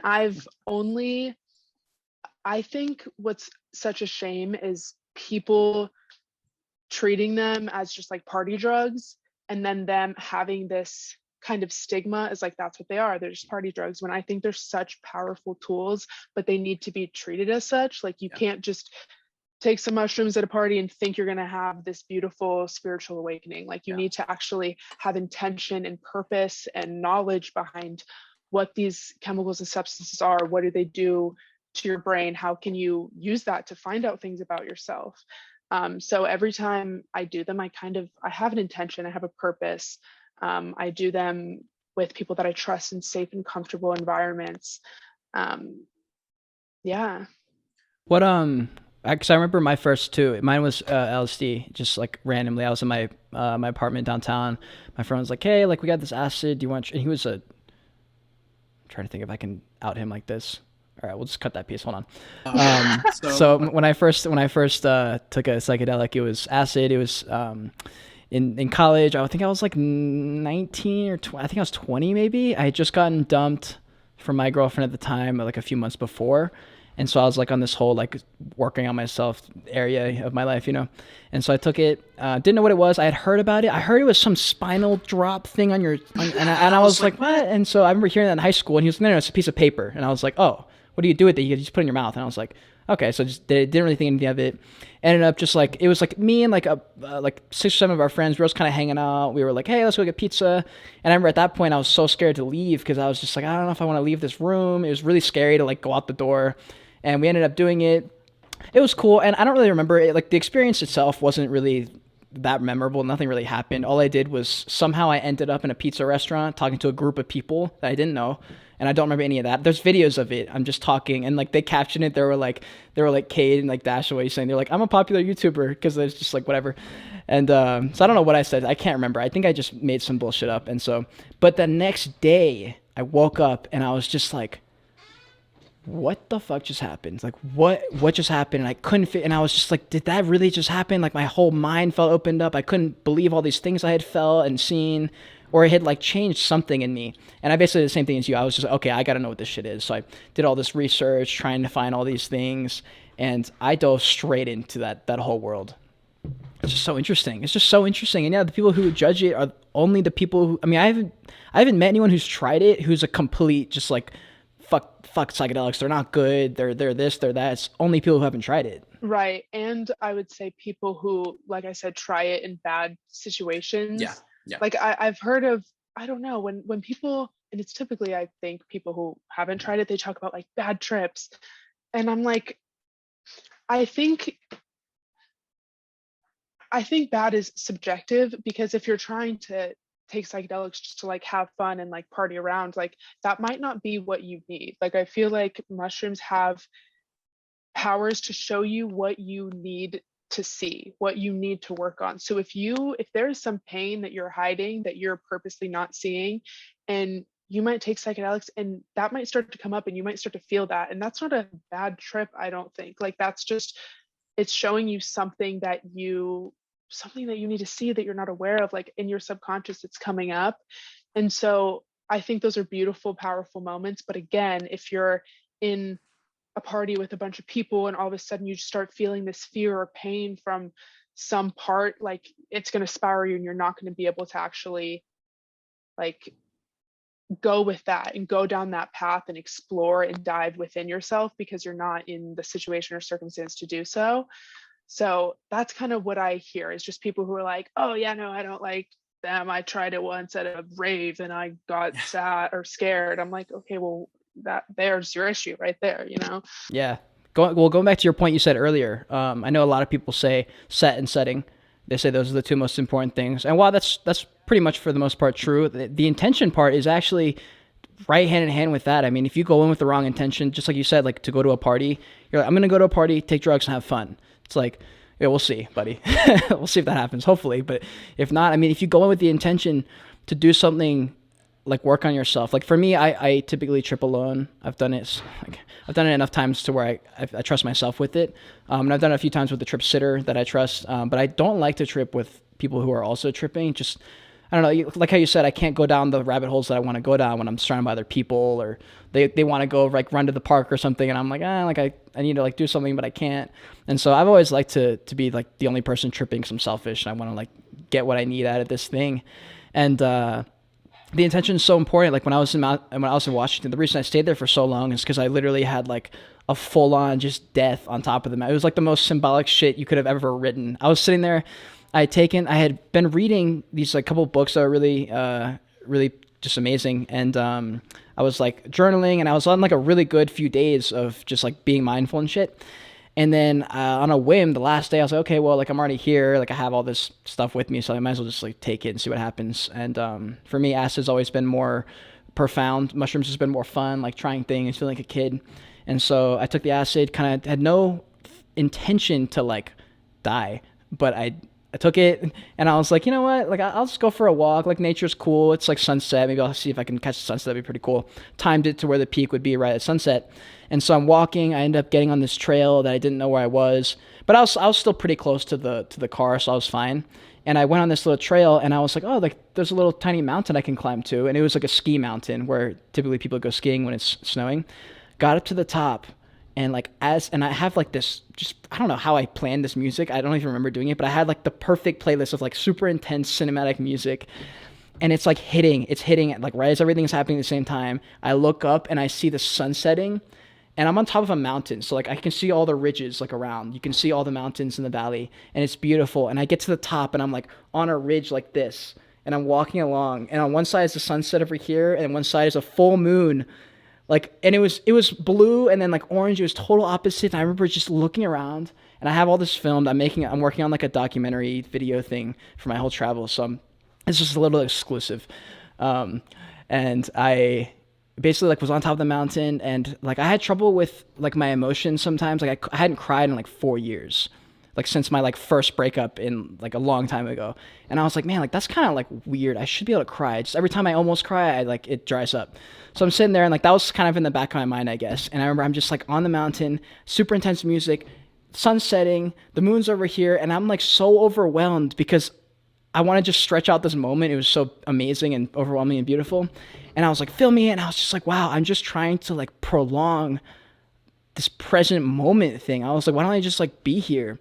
And I remember just like plopping on the ground and just like sobbing, like sobbing, just complete just release of everything. And I remember just lying down. And at that point, I think the sun had set, the stars were out. And in Washington, like the stars, you can see everything. So I'm like under the Milky Way on top of like a mountain. And I'm sitting there, I'm like, did this really just happen? Did this really just happen like this? This is the most symbolic, like biblical shit I've ever heard of in my life. And I'm like, oh my God. And I was just getting back to my car, and I was like, wow. Like I just completed the whole mission. Like I'm here, I'm done. I found the answer. The answer is nothing. The answer is just be joyful and be fucking appreciative of everything we have. It was just so overwhelming. And that came from like just intention. Like I had just not knowingly just been reading, been mindful and all that stuff. And it just led to that. And had I not done those things that it was before, I probably wouldn't have had that experience. Yeah, no, I totally agree. I think intention is everything, because it directs like where your energy, where you want it to go, you know? Yeah. But I also say that saying it's largely depending on dosing, right? I think you can definitely, like you can microdose, which I've done a lot too. And it's like a cup of coffee and a smile, you know, and you can like walk in and bounce around and have fun, and it gives you some energy. And, or you can, you know, take a heroic dosage and literally, like you said, die and like have complete ego like, death. I only took one tab. Like it was a double dose. So I took like 400 milligrams. It would have been, I think, which for me wasn't, or no, 200 milligrams, which for me was just like, that's what I would have normally taken to trip. So it just happened to be like, I think it was the music. I was listening to like Inception music and Interstellar. It was really fucking intense. But yeah, have you taken a heroic dose before? I have. Okay, but of all right. psilocybin mushrooms. Tell me about it, because that's something I'm scared to do, but I want to try. So I would say you have to be, like, I definitely don't recommend it for everyone, especially if you are new to like going inward. Yeah. Like if you like, I don't know, I think meditating and being comfortable in just where you are in terms of like where your thoughts stop, like where you can go past them. Like, for example, I've meditated and had full ego death similar to when I did that heroic dosage, where like I'm meditating and I fully feel myself like break through a barrier where my body just isn't there. Like I'm so much higher than physically being here. On a sober meditation? Mm-hmm. Wow. Okay. Mm-hmm. Yeah. So I mean, I think what helps too, I've done like if you heard of like yoga nidra, stuff like that, where you are meditating for like an hour and it's these like guided meditations where they like take you through this kind of journey.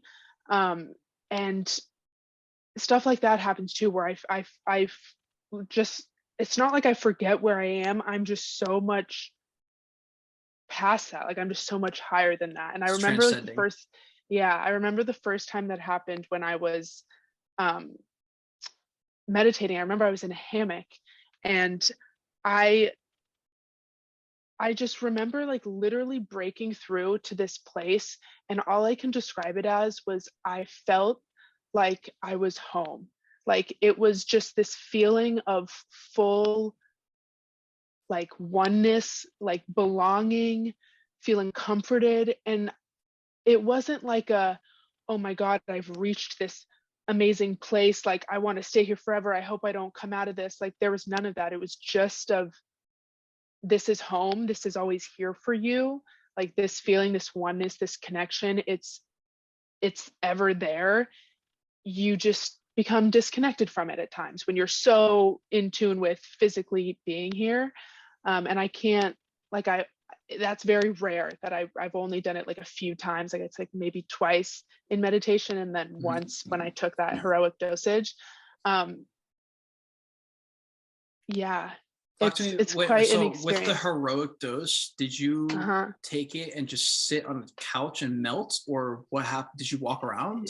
So yeah, it was a mixture of a bunch of stuff. I did it with a friend of mine, and he, we like didn't really speak for hours. Like it was mostly like I would literally go into these spirals of like fully, like I was in my apartment and I was surrounded by like all my plants, just like vibing, and I would go into these, like I would literally spiral into a place of just like, I can't even describe it, like literally like a different dimension. Like I just wasn't there anymore. And I remember every time I would start to feel myself like literally leaving my body, it was this conscious choice of like, let's see where this takes me, like a full acceptance, a full like I am ready to go with it. And I feel like that is so important. If you're getting to that place of like something's about to change, like something's about to go down, like I feel like that's where for a lot of people it could turn fear, and then they're like, oh my God, what's happening? And then like, I don't know, I feel like that's where things can go bad. Yeah, but me, I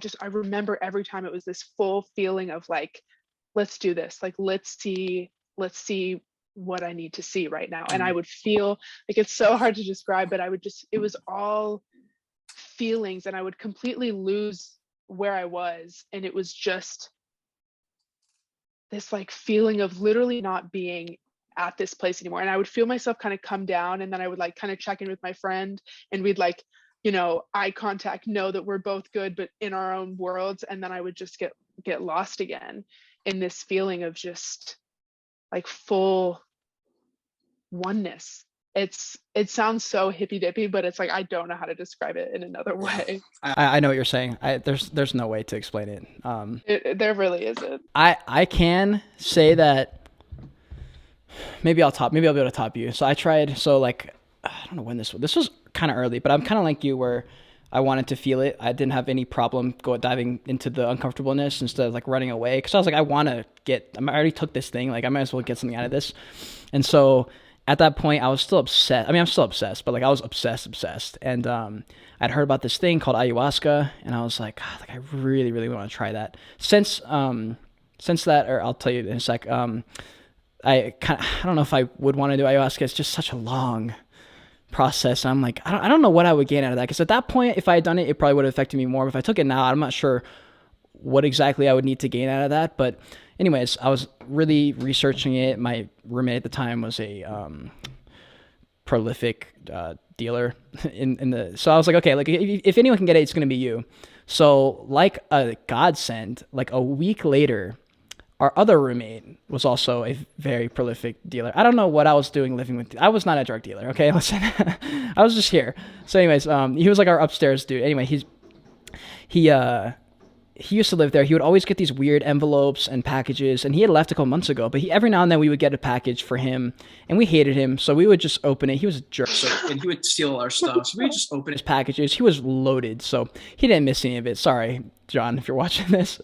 Anyways, we get an envelope, right? We hadn't had mail from him in a while, and I didn't open it. I'm just kidding. But it was in this weird brown envelope, and we like kind of shook it to see what was in there, and we could hear like something moving, but we're like, what the fuck, is there like sand in here or something? And David's like, dude, fuck it, we're just gonna open it. Like, John was a jerk to me, like whatever. And so I'm not saying this is right. We opened the package, the little envelope. There's a small Ziploc bag with some weird brown sand stuff. And I was like, that looks a lot like DMT. And he was like, that does look like it looks exactly like DMT. And we were both like, at that point, had been talking about it for days and days, trying to find it. And it's in Amsterdam. No one can get it. It's like the most illegal thing in the world right now. And I was like, so what do we do? And he was like, I don't know, like let's research it. So we spent like a week researching, trying to figure it out. And one day we were like, all right, fuck it. We're going to invite all our like friends who are into this stuff. And we're just going to like have a ceremony kind of thing and just like see what happens. And so we like invited all these people over. Like it was like 8 people, I think. And me and David had like claimed it. We're like, we're going to try it. We're going to try it. We're going to burn it in this like jeeb thing. If it smells like new shoes, like new leather shoes, then we have what we think. If it doesn't smell like that, we're throwing it away because it's some illegal thing. Yeah, I was about to say, how are you sure of what it is? Like, we weren't. We should have 100% tested it. We just went with smell. We were like, whatever, Reddit said it smells like shoes, so we'll just burn it. So everyone's like huddled around. We're in this living room, this like typical college boy living room, and we're all in like this circle on a couch. I'm on a couch with me and David, a table with like the big jeep. We're like, all right, come on. We can do this. So we set it up, we burn it, we both like get really close. We're like, and we're like, oh fuck. And David goes, oh my God, it smells like shoes. And I was like, oh my God, this is real. And everyone's like, oh my God, this is great. Like, who's going first? And me and David looked at each other. We were like, and he looked at me. He was like, I'm not going first. He goes, if you want to, you can go first. Otherwise, we're just going to throw this away. And I was like, fuck it. And I was just like, whatever, let's do it. So I remember we had researched it. They're like, you're supposed to take 1 hit, 2nd hit, 3rd hit, you blast off. That's like the Reddit thing everyone says to do. So we take it. What do you do? Are you smoking it? Yeah, you're smoking it. So it's in like this big jeeb, like a big bottle basically. And I take the first hit. And have you ever smoked weed? Uh-huh. Okay, so imagine like the hardest weed you ever taken where it's harsh, it just like hurts. I took that. It was about 100 times more harsh than that. So I remember inhaling, instantly going like, oh my God, like that hurt really, really bad. But I feel like my body's gone already. Like 1 hit, within 2 seconds, I'm like, wait a minute, why do I feel like smoke? I feel like smoke somehow. I can't explain it. I just felt like smoke. And I was like, whoa. And he's just like, are you good? And I was like, yeah. And he's like, take another hit. And I was like, right. My eyes are closed. I'm like, yeah. So I take the hit. I take the hit, and I just hear echoes now. I feel like I'm in some weird room. I can't really see. I can see everyone, but they're like drifting away, and I'm starting to fade. I can feel myself fading into like smoke. And I'm like starting to like, and I'm not sure exactly what's going on, but I just remember hearing echoes, and they're like, Cade, like one more hit. And I just remember hearing David, one more hit. And I was just like, and I'm not there. And I'm like, I'm going to die if I take another hit. And he goes, come on. And I remember I was like, okay. And so I take the third hit. As soon as I breathe in, like not even 1 second into the breath, I'll go, and as soon as that happened, I fell back into the couch, like completely just collapsed. And in my head, I don't know what happened in real life, but I ascended. I flew at 1,000,000 miles per hour into the ether. I don't know where I went. I just blasted off like through a wormhole, right? And this is what I had read. This is what I expected. So at the moment, I was still semi-calm, but not really. Imagine shaking like this and then moving 1,000,000 miles per hour at the same time and trying to keep a cap on it. It was very difficult. So I'm starting to panic because I'm like, when are we going to stop? Why am I still flying through the universe right now and I can't slow down? And I start to panic and I'm like, fuck, I don't know what to do. I can't stop. What am I going to do? I'm going to be here forever. I'm going to die. And these are the thoughts going through my head. And I'm like, oh my God, I'm going to die. And then Adam, Psych Substance on YouTube. I don't know if you know who that is. Okay, so Psych Substance is a YouTube education channel about psychedelics and all this stuff. So he was like my god for a while. So anyways, I'm like flying through and I just somehow see him or he appears or something and he's like laughing at me. He's like, you should have known. Like, I taught you all this stuff. Why do you think you can just show up? And he's like making fun of me. And I was like, well, what do I do? Like, how do I stop? He's like, you know exactly how you're supposed to stop. And I was like, what do you mean? He's like, just breathe and let it happen. You already took this drug. It's going to pass in 20 minutes. Just accept it. And I just remember being like, okay. And as soon as I said okay, everything stopped. And I just was stand still. And I was just like, whoa. And now at this point, I'm floating in the universe, looking down at Earth like a globe. And I look around, I'm like flying through the universe. And yeah, for like an hour, I was just vibing to music at that point. They put earbuds in my thing. So I'm listening to like super weird, like tribal music. And I'm just flying through the universe, literally flying through the universe and then flying around the world. And an hour later, my eyes open and they're all like, he's back. Like, what happened? And I was just like, gosh. I don't know. And they're like, what do you mean? And I was just like, I don't know what just happened. And they were just like, that's it? And I was like, yeah. And they were like, give him a pencil. And so I started like drawing and I couldn't draw. And I was just like, blah. And so then David was like, I'm trying it. And he would give me this thing. And he like grabbed it and he went for it. But oh my God, that was so intense. That is crazy. Yeah, I have not had an experience quite like that. That is crazy. I've had like the literally going to a different universe, but never with like an intense like speed like that. Like that's wild. That's something only DMT does. It's called like the blast off, breaking through the barrier or something. But when I was there, I remember noticing, I was like, wow, there's some kind of like, not a being here, but there's some type of what's the word, like consciousness in here. Yeah, a presence. And I was like, what? And I remember like it was just there. I kind of just like felt them. It was kind of telepathic, I guess is the best way to describe it. But I remember just being like it was just so crazy. And I was like breathing in this world. I was like breathing and like trees were sprouting up from my breath. And I was like, this is like what it feels like to be God, I guess. I guess I'm feeling what it's like to be God. And it was insane. I can't tell you what I gained from it because I don't know if there's anything I gained on it, because it was basically like trying to download 1,000,000 gigabytes of information on a tiny little thumb drive, I think. And there was only so much my feeble brain could pull out of that because I was just like, I don't know what happened. I guess I just experienced it. I think that's pretty much all I can say. So. Wow. Insane. Thank you for sharing that. That is a crazy story. It was nuts. It was nuts. I don't know if I would ever need to do that. I don't know what I could have gained from that. Like, I feel like there's way more you can gain from smaller doses. And microdosing, I definitely want to ask you about that because I've done some microdosing with shrooms and I think and acid. But I'm curious what your experience is because I just talked for like 20 minutes straight. So I've done it, I mean, kind of a lot, I guess, quite a few times. And I notice it in, again, a microdose, very small amount. So I'll do it very small amount and then just go on with my day. And I notice it in like the effects in very small ways. Like with my patients, I noticed that a lot where like, I remember once on a day I microdosed, I went to like the dentist, and typically at the dentist, if I'm sitting in the chair, I'm thinking like, oh, when is this going to be over type of thing. But I was just completely content with sitting there. I wasn't looking at the clock. I wasn't wondering when it was going to be over. I was just completely fine because that's what I was. That's what I was doing.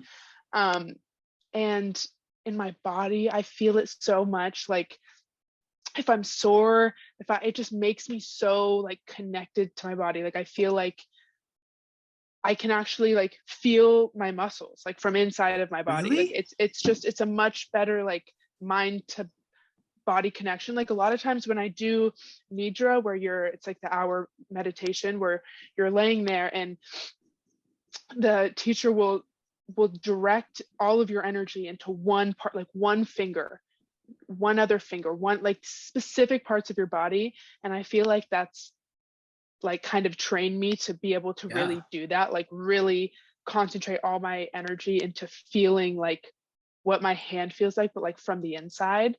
And so microdosing like heightens that a lot. Talk to me about your dose and how many times you're doing it, like a week. Microdosing like 0.2 to 0.3 grams of psilocybin mushrooms. And I would do it, I haven't done it like twice a week for months. I would just do it kind of periodically. Like I would never,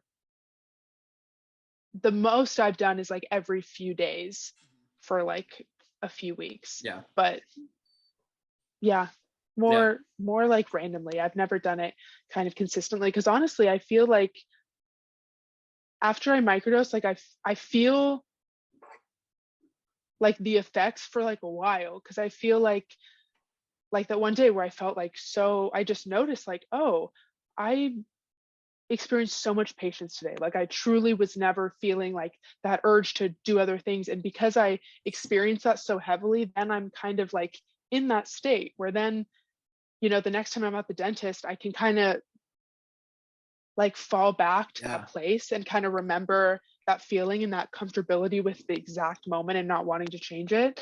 So I feel like it's like I do it very kind of rarely, because I feel like I just do it to kind of recenter myself, remind myself of all these little things, I guess. And then I can kind of just use that as a tool to just do it naturally. You said that super well. Like I'm going to see what you think of this. So sometimes I look at psychedelics as like I know everyone says, but psychedelics is the key to everything. But I feel like psychedelics is almost like if your brain or your mind or whatever that is, had like 100 doors, or no, 1,000 doors, right? But 200 of them are open. When you take a psychedelic or you microdose and you do other things that you normally are doing, or doing anything really, I feel like in your mind, and you're like, you know, breaking through barriers, whatever, you're like opening doors that aren't usually open. And then when the trip ends, the doors stay open. They're just opened. And now when you're sober, you're like, oh, I remember this like lesson I learned or whatever. And that's why I think it's so powerful for me, because I've done the same thing. I did a 0.3 microdoses. I think that was like the perfect amount where I didn't feel high. I just was like, this is working. It was right. It was like one tier below being high. Because I've done it a couple times where I did like half, and I was like, yo, I'm high as fuck right now. And this is happy, but this is not like sustainable, I guess. Yeah, that is beautifully said. And that is actually exactly what is happening. Like when psilocybin's in your brain, it's establishing more neural connections. It's literally doing exactly what you said. You only use, what is it, like 20% of like your brain's capabilities, and it literally connects more things. And I fully believe that. It wasn't like the first time that I did psychedelics, I felt so connected and I felt so much love, and then, you know, the next day that all went away and I was just sad again. Like, no, that stayed and has stayed. That feeling of oneness, like that, those connections are in my brain now. Like I cannot unfeel that. And that's so powerful. And that's why there's so much research of it helping with things like depression and all that stuff. Cause it's one of those things that's not like something you have to take every single day to remember. It's like, no, if you have that profound, impactful experience, that is with you. Like you are changed. Yeah, and I love talking about this because it's taboo right now. Same reason I talk about NFTs. I'm just like, I don't know. I feel like I have like a natural inkling of like where society's moving, just because I've watched so much stuff. I think I've always been like an observer. I've always just like noticed things. I was never popular, so I was always watching the popular kids to see why they were popular. I was like, so how come Megan always hangs out with Colin when he's just like a piece of shit? I was like, I don't get it. And so I would like watch all this stuff and like all those things. And so growing up, I did that. And so now I'm like, this is the time to be talking about psychedelics, especially if you're trying to brand build or something like that and market yourself as a person that people want to talk to or want to watch maybe online, as someone who's just done some of these things, isn't scared to talk about it. And that's why, like with NFTs and psychedelics, I was like, I want my podcast to be a safe place to talk about all those things. And people who, and especially because I want to gear to people who are wanting to learn about it. I can't always gear to the masses. Like if they're not going to watch it, like, well, maybe I shouldn't make the video. It's like, well, I'd rather make the video for the people who do want to watch it. That way they have a place to go. Yeah, especially when it's things that you're passionate about that you believe in. Like I am comfortable talking about this because it genuinely has improved my life tenfold. Like I would not be the person I am today without those experiences. So I am like, I would love to talk about them and share them. And I truly do think that it's going to become much more accepted and much more mainstream as we go, just because I just know it because of my experience. The more people who experience this and realize how incredible of a tool it can be, like that's only going to be more and more adopted going forward. And I 100%. Bet we're going to get to a point where it's, you know, medically legal. And then like, yeah, I think we're heading that direction coming. For sure. It's totally coming. And same with NFTs. I was like, look, you guys can all say it's not going to happen, but it's going to happen. It will happen, you know? And it helps. There's some people out there who like, I respect, who are in the like, what do you call, like celebrity, not celebrity, but people who are known, you know, like they have no problem talking about it. Especially people who are like historically right, like Gary Vee with NFTs. Like he was the first guy that I was like, okay, let me look at this stuff. And it's good to like kind of get a little bit of like, I don't know the words, like acknowledgement, but especially talking to other people about psychedelics. It's just good to hear people's stories about it. It broadens people's, you know, they hear a story and they're like, oh, that's actually not so bad, you know? I think it is just breaking down those stigmas because people just have, like, that is the mass belief, right? That it's, I don't know, what is the mass belief? That it's just like a bad party drug? Like, I don't even know because of my experience. Like, I'm so biased. Yeah. But yeah, I think it's important to share. Yeah, just to share what helps you, because it's most like we're all the same, you know, like it's gonna help way more people. Have you done a psychedelic at a party? Like, have you ever experienced it not trying to grow? No, I mean, really? I've done them like with never at like a party with like people I don't know and stuff. Never in that situation, but I've done them for like fun. With friends, but it's at the beach at a beautiful cliff and stuff like that. But never at like a party with strangers, because I just have no desire to do that. Well, it's like the total opposite of a drug like weed. I mean, weed like is made to kind of like just not knock you out, but kind of knock you out, just make you not fully there. Psychedelics are like the total opposite. That's why when people, when they're like, yeah, weed, psychedelics, I'm like, yeah, but those are not anything close to the same thing. I mean, I just don't, I mean, there's like psychedelics are on a totally different island, you know? Totally. Yeah, totally. Have you tried, do you have like any bad experiences with them? Like if you tried it at a party? Oh, with a psychedelic? Oh, I've done it. Have I done it at a party? I mean, I've done it with friends. Yeah, the same with you. I don't think I've ever done it at like a rave or anything, or a party or anything. Like shrooms I typically save for anything in nature. Like I love doing nature. It's amazing. Yeah. And then with acid, like I don't know, like I guess so like or what is it? Acid gets like in my head more. And so I don't know, I always take it and then end up wishing I'd taken it alone somewhere so I could like work through stuff. I don't know. Sometimes if you've done it too much, like one of the arguments my dad had for psychedelics against it was like, okay, so if psychedelics are so amazing and it changed all these people's lives, how come everyone from the 70s who took it all the time aren't all like killing it? And I was just like, I don't know, like maybe they took too much. Like I feel like if you take too much too often, it just becomes like you don't get anything out of it at that point. Yeah, I mean, again, it's totally your intention. Like anything you can abuse anything, and like any good thing can be abused and become a bad thing. Right? So I think that's like, you're exactly right. They used it as a party drug. They did it all the time just as a way to escape life, not to like dive more in, you know. They used it to distance themselves from society, not to connect with yourself and try to become a better member of society, you know. I truly think that's just a matter of intention and balance too, right? Yeah, 100%. And to anyone listening, I know it sounds like we're trying to convince everyone to take drugs, but that's not exactly the case. We just want to kind of share real stories. It's not exactly what you think. I feel like it is. And look, dude, like I don't know what I could say about myself. I'm just out here. She's out here. She's a brand CEO company. She's got like all these things. She's ready to try different things. It's just not that, man. It's just not that. I just say, like, just do some research.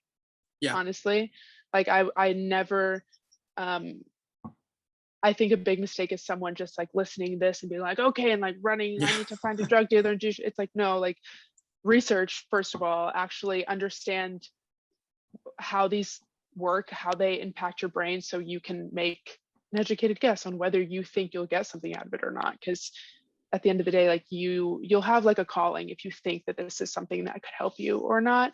And if it's not, then don't do it. And if you have this strong calling and you've done the research and you feel like safe and comfortable, then it's a game of self-awareness. I mean, if you think that this is how I learn, I have no problem doing this, I'm gonna just dive in. Like that's just how I am. So I just did it. But if you know yourself, and you're like, look, that's just not how I do things. I do it like this. I need to research. I got to talk to people. Then like, you know yourself better than anybody else. And I don't think anyone has to do psychedelics. I would say that like, you're probably missing out on some like perspectives if you don't, but that's the same with like everything. Like if you don't travel, you miss out on travel experience life. So yeah, I mean, shit, we talked about so much stuff. We started with video. We went into NFTs, spirituality. We did drugs. Is there anything else that you want to talk about? I didn't know. I mean, all my research I did on you was mainly, it was like the video stuff I want to talk about and the spirituality. Like I feel like we talked about a good bit of stuff. yeah. Yeah, I feel good. I feel like we covered some ground. Fire. Sweet. Guys, if you appreciate the podcast, if you liked listening to that stuff, I'll link all of Sydney's stuff in the description. She's on Twitter, we got Instagram, we got YouTube, we got a website. If you're looking for some brand work, definitely do you do all your stuff? Like if you do brand work, have you ever worked with someone where you didn't even fly there, they just sent you clips and you edit them, or do you always go and film all your stuff, do all your stuff there, bring it back, edit it, send them a final package, or how does it work? We've never just done editing things. No, a lot of the product videos we film in-house here, so they ship us their products. Gotcha. We film them, send them back. We've done a couple other ones where we have traveled to like in Mexico, stuff like that. Yeah. But most of the work we do, they send us products and then we film them, send them back.